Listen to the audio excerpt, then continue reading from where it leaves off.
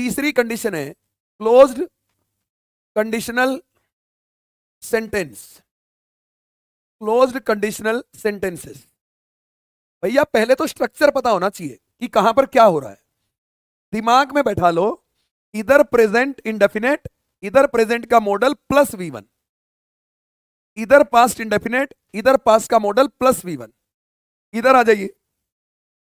अब इसमें क्या होगा, क्लोज्ड में कंडीशनल वर्ड आएगा प्लस इसके बाद कंडीशनल वर्ड के बाद आएगा पास्ट परफेक्ट टेंस।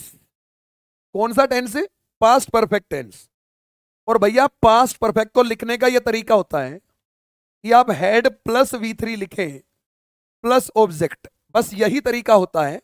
हां इतना जरूर देखना है कि यदि ये जो V3 है, यदि ये सब्जेक्ट इसका डूअर है, यदि ये सब्जेक्ट इस काम को करने वाला है, डूअर है मतलब करने वाला, करने वाला इसको, काम को, इस बात को ध्यान रखिए कि यदि आपका पास्ट परफेक्ट किसको बोलते हैं? Had plus V3। लेकिन had plus V3 active structure है। पैसिव क्या है? पैसिव मेरे भाई subject plus had plus been. हमें हेड के बाद थर्ड फॉर्म तो लिखना ही है, परफेक्ट है, लेकिन वो थर्ड फॉर्म बी का लिखेंगे। और पैसिव बनाने के लिए बी के बाद थर्ड फॉर्म और उसके बाद प्रेपोजिशन प्लस डूअर। तो यदि कभी भी कंडीशनल वर्ड के बाद हेड प्लस V3 आए तो ये क्लोज्ड कंडीशनल है। और यदि head plus been plus V3 आए तो इसका मतलब ये जो सब्जेक्ट है ये इस काम का रिसीवर है, इस काम का प्रभाव झेल रहा है। तो ये तो हो गया, इस काम का प्रभाव झेल रहा है, ये हो गया क्लोज्ड कंडीशनल। दूसरे पार्ट में क्या जाएगा? दूसरे पार्ट में क्या जाएगा बच्चे? यहां पर सब्जेक्ट आएगा, क्योंकि ये पास्ट टेंस है तो पास्ट का मॉडल आएगा, वुड, कुड और माइट, वुड कुड और माइट। इसके बाद बच्चे सब्जेक्ट है, वुड कुड और माइट है। अब देखो यहां पर पास्ट था इसलिए हमने पास्ट का मॉडल तो लिख लिया, लेकिन बच्चों इस बार इंडेफिनेट नहीं है, परफेक्ट है। तो परफेक्ट हमें इधर भी लिखना है। परफेक्ट क्या होता है? देखिए परफेक्ट का इंग्लिश में मतलब क्या होता है? अब मॉडल भी परफेक्ट में लिखना है, तो परफेक्ट का मतलब होता है हैव का फॉर्म प्लस थर्ड फॉर्म। ये होता है परफेक्ट का मतलब। कोई भी परफेक्ट हो उसमें एक हैव का फॉर्म आएगा और एक थर्ड फॉर्म आएगा।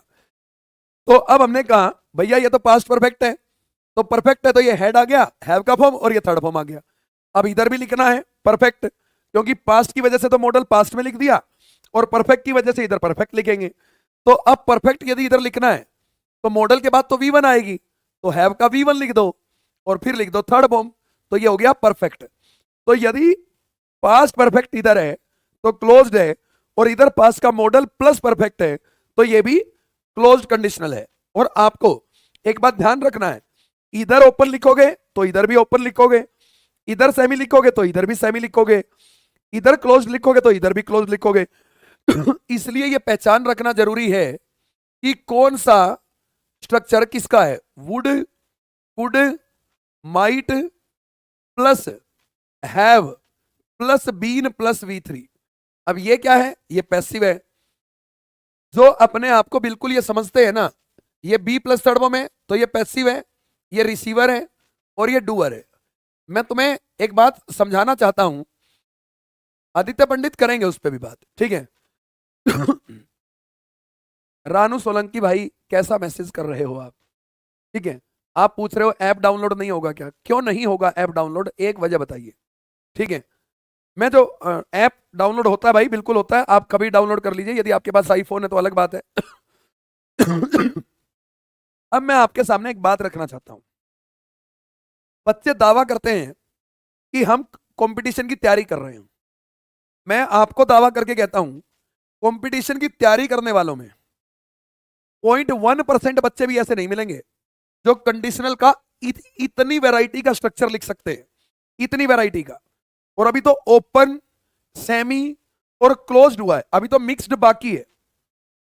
भाई साहब इतनी स्पष्टता के साथ कंडीशनल का स्ट्रक्चर बच्चों को तो पता ही नहीं होता, इवन कई टीचर्स को भी नहीं पता होता, और यदि पता होता है तो वो इसको लिखने की जहमत नहीं उठाते हैं, क्योंकि ये बात बार बार बताना कि सब्जेक्ट रिसीवर है, सब्जेक्ट डूअर है, सब्जेक्ट रिसीवर है, सब्जेक्ट डूअर है, ये बड़े हेडेक का काम है।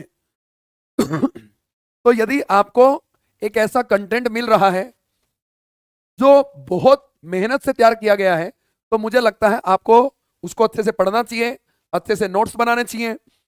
तो ये 3 टाइप का कंडीशनल का स्ट्रक्चर है। अब मैं आपको एक चीज और बताऊंगा, मैं